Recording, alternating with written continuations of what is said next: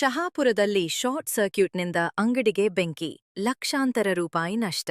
ಶಹಾಪುರ ನಗರದ ಸ್ಥಳೀಯ ವ್ಯಾಪಾರಿ ಮಲ್ಲಿಕಾರ್ಜುನ ಪೂಜಾರಿ ಅವರಿಗೆ ಸೇರಿದ ಅಂಗಡಿಯಲ್ಲಿ ಶಾರ್ಟ್ ಸರ್ಕ್ಯೂಟ್ನಿಂದ ಬೆಂಕಿ ಅವಘಡ ಸಂಭವಿಸಿ ಲಕ್ಷಾಂತರ ರೂಪಾಯಿ ಮೌಲ್ಯದ ಸಾಮಗ್ರಿಗಳು ಸುಟ್ಟು ಹಾನಿಗೊಂಡ ಘಟನೆ ನಡೆದಿದೆ. ಅಂಗಡಿಯಲ್ಲಿ ಪೂಜಾ ಕಾರ್ಯಗಳಿಗೆ ಬಳಸುವ ವಿವಿಧ ಸಾಮಗ್ರಿಗಳನ್ನು ಸಂಗ್ರಹಿಸಲಾಗಿತ್ತು.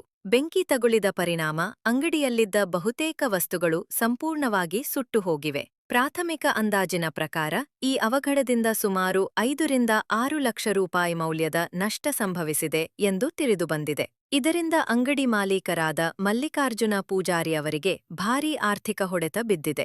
ಘಟನೆಯ ಮಾಹಿತಿ ತಿಳಿಯುತ್ತಿದ್ದಂತೆಯೇ ಸ್ಥಳೀಯರು ಹಾಗೂ ಸುತ್ತಮುತ್ತಲಿನ ಜನರು ಸ್ಥಳಕ್ಕೆ ಧಾವಿಸಿ ಬೆಂಕಿ ನಂದಿಸಲು ಹರಸಾಹಸ ಪಟ್ಟರು. ಪೀಡಿತ ವ್ಯಾಪಾರಿಗೆ ಸರ್ಕಾರ ಹಾಗೂ ಸಂಬಂಧಪಟ್ಟ ಇಲಾಖೆಗಳಿಂದ ಸೂಕ್ತ ಪರಿಹಾರ ಮತ್ತು ನೆರವು ಒದಗಿಸಬೇಕು ಎಂದು ಸಾರ್ವಜನಿಕರು ಆಗ್ರಹಿಸಿದ್ದಾರೆ.